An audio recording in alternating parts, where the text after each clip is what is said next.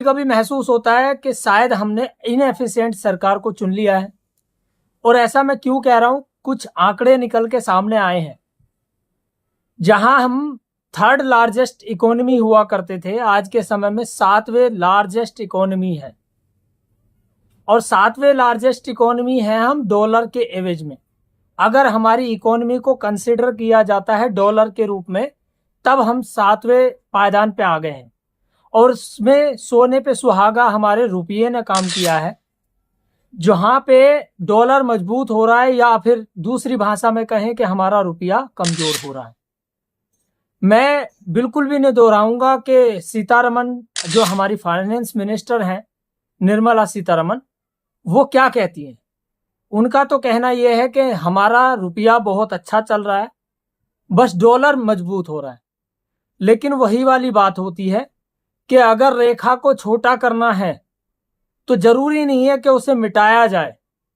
यह भी हो सकता है कि उसके पैरेलल एक बड़ी रेखा कर दी जाए, जिससे बिना कुछ करे आपकी बनी हुई पहली रेखा छोटी हो जाएगी। तो वही वाली बात यहां पे भी लागू होती है।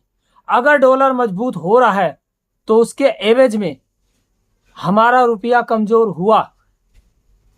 अगर हम ये स्वीकार नहीं कर रहे हैं कि हमारा रुपया कमजोर हुआ, तो हम शायद कहीं ना कहीं मैनिपुलेशन करने की कोशिश कर रहे हैं, हम भ्रम डालने की कोशिश कर रहे हैं।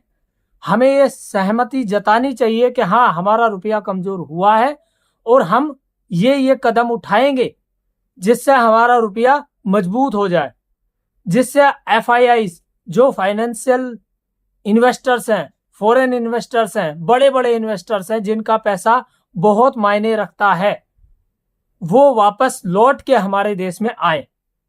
उन्हों की सेलिंग की वजह से रुपया दोबारा से कमजोर हो रहा है, क्योंकि वो अपना पैसा जब लेके जाते हैं तो रुपये को सेल करते हैं। और उन्हों की अपनी करेंसी, वो कुछ भी हो सकती है, वो जापान की करेंसी होती है, वो चाइना की करेंसी हो सकती है, वो रसिया की करेंसी हो सकती है, वो US की करेंसी हो सकती है, वो UK की करेंसी हो सकती है, वो किसी भी तरह की ग्लोबल करेंसी दूसरी हो सकती है।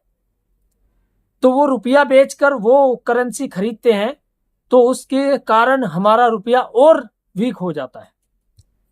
दूसरी बात, हमारे शेयर मार्केट की वैल्यूएशन जो पहले कभी बहुत अच्छे पायदान पे हुआ करती थी, आज ताइवान से भी नीचे जा चुकी। इन चीजों के बारे में कोई विचार कर रहा है या नहीं कर रहा है, मेरे को नहीं पता।